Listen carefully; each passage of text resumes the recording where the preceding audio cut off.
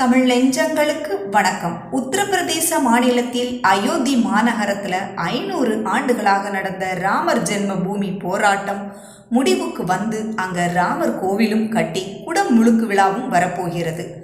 2024 ஜனவரி 22 அன்று ராமர் கோவிலின் குடமுழுக்கு விழா. பிரம்மாண்ட ராமர் கோவிலின் முக்கிய அம்சமே கருவறை தான். அந்த கருவறையில் ஸ்ரீராமர் எந்த கற்களால் செதுக்கப்பட உள்ளார் என்பதுதான் இந்த காணொளியினுடைய முக்கியமான அம்சம். ஆலய வரலாற்றோடு ஆன்மீக அறிவியல் வரலாற்றையும் தொடர்ந்து நம்ம சேனலில் காணொளிகளாக போடப்படும். அதுக்கு முன்னாடி நம்ம சேனலை சப்ஸ்கிரைப் பண்ணி சப்போர்ட் பண்ணுங்க. பிரம்மாண்ட ராமர் கோவில் 57,400 சதுர அடியில் 3 தளங்களாக ராஜஸ்தான் பிங்க் மார்பிள் கொண்டு கட்டப்பட்டிருக்கு. 152 தூண்களில் 4,500 விக்கிரகங்கள் செதுக்கப்பட்டிருக்கு. ஒவ்வொரு தூணிலும் 24 விக்கிரகங்கள். இதை செதுக்கக்கூடிய பணியில் கேரளா, ராஜஸ்தான் கைவினைஞர்கள்லாம் ஈடுபட்டிருக்காங்க. ராமர் கோவிலை பாதுகாக்கிறதுக்கு கதவுகள் முக்கியம். அந்த கதவுகள் எல்லாமே மகாராஷ்டிரா தேக்குகளால் செய்யப்பட்டிருக்கு. கதவை திறந்ததும் கருவறையில் இருக்கக்கூடிய ராமர் காட்சியளிப்பார். அவரை செய்யப்படக்கூடிய கல் முதல்ல நேபாளத்திலிருந்து கொண்டு வரப்பட்ட சாணக்கிராம கற்களால் செய்யப்படும் என்று முடிவு செய்தனர். ஆனால் தற்சமயம் கர்நாடக மாநிலத்தில் இருந்து அரிய வகை கருங்கல் கொண்டு வரப்பட்டிருக்கு. முதல் தளத்தில் 5 வயதான குழந்தை வடிவ ராமர் சிலை வைக்கப்படும் அப்படின்னு அறிவிச்சிருக்காங்க. நேபாளத்தின் கண்டகி ஆற்றில் இருந்து சுமார் 7 அடி நீளமும் 350 டன் எடையும் கொண்ட 2 சாளக்கிராம கற்கள் அயோத்திக்கு கொண்டு வரப்பட்டது. அதில் ராமர் சிலை வடிக்க முதல்ல திட்டமிடப்பட்டது. அதன் பின்னர் கர்நாடக மாநிலத்தில் இருந்து அரிய வகை கருங்கல் என அறியப்படக்கூடிய கிருஷ்ணஷிலா கல்லில் சிலை வடிக்க திட்டமிடப்பட்டிருக்காங்க. ஏன் அப்படின்னா கருவறையில் வைக்கப்படும் சிலை என்பதால் எதிர்மறை எண்ணங்களை அகற்றி ஐஸ்வர்யம் பெருக செய்து நேர்மறை அதிர்வுகளை தரக்கூடிய புனித கற்களை பயன்படுத்துறதுக்கு சிற்பிகள் திட்டமிட்டனர்.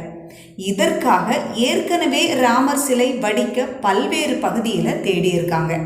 அதனால தான் தற்சமயம் ராமர் சிலைக்கான கருங்கல் கர்நாடகாவின் நெல்லிக்கரு கிராமத்தில் இருந்து கடந்த மாதம் அயோத்திக்கு எடுத்து செல்லப்பட்டிருக்கு. நெல்லிக்கருங்கல் என்று அழைக்கப்படக்கூடிய இந்த பாறையினுடைய கல் தனித்துவமான பண்புகளை கொண்டுள்ளதால் இந்த முடிவை செய்திருக்கிறாங்க.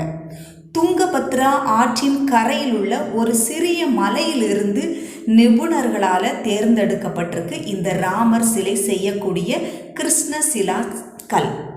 இந்த ராமர் சிலையை செய்கிறதுக்கு மைசூரை சேர்ந்த சிற்பி அருண் யோகிராஜ் வடிவமைக்கிறார்.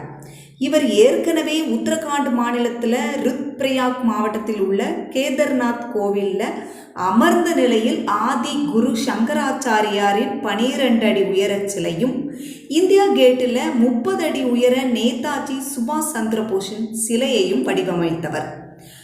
மைசூரில் உள்ள சிற்ப குடும்பத்தை சேர்ந்தவர் இவர்கள் குடும்பத்தில் பசவண்ண சிற்பி அவருடைய தாத்தாவினுடைய பெயர்.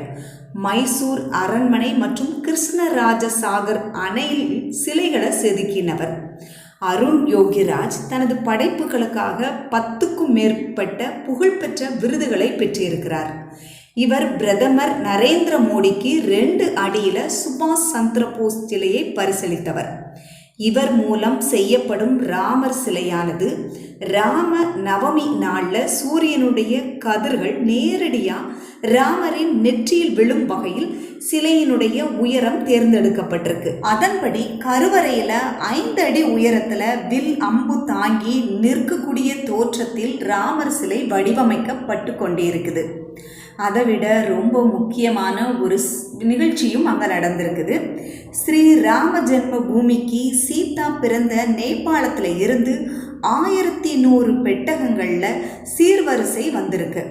பெட்டிகளில் என்னெல்லாம் இருக்குது அப்படின்னா தங்க நகைகள், வெள்ளி நகைகள், உயர்தரமான ஆடைகள், பாத்திரங்கள், அலங்கார பொருட்கள், உலர் பழங்கள் மற்றும் அரிசி.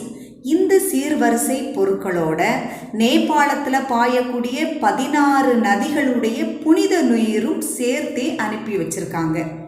பாரம்பரிய முறைப்படி கணவர் வீட்டிற்கு செல்லக்கூடிய பெண்ணிற்கு கொடுத்து அனுப்பும் சீர்வரிசை என்று நேபாள மக்கள் தெரிவித்திருக்காங்க. கணவர் வீட்டில் ஒரு விழா, அதுவும் கணவருக்கான விழா அப்படின்னா பிறந்த வீட்டில் இருந்து புகுந்த வீட்டுக்கு சீர்வரிசை வருவது நமது பாரம்பரிய வழக்கம். இந்த ராமரை வழிபட்டால் எதிர்மறை எண்ணங்கள் அழிந்து நேர்மறை ஆற்றலுடன் ராமரின் அருளால சக்திசாலிகளாக விளங்குவார்கள். ஸ்ரீராம் ஜெயராம். இந்த வீடியோ உங்களுக்கு பிடிச்சிருந்தது அப்படின்னா ஒரு லைக் பண்ணுங்கள், ஷேர் பண்ணுங்கள், மறக்காமல் சப்ஸ்கிரைப் பண்ணுங்கள். நன்றி. சிவாய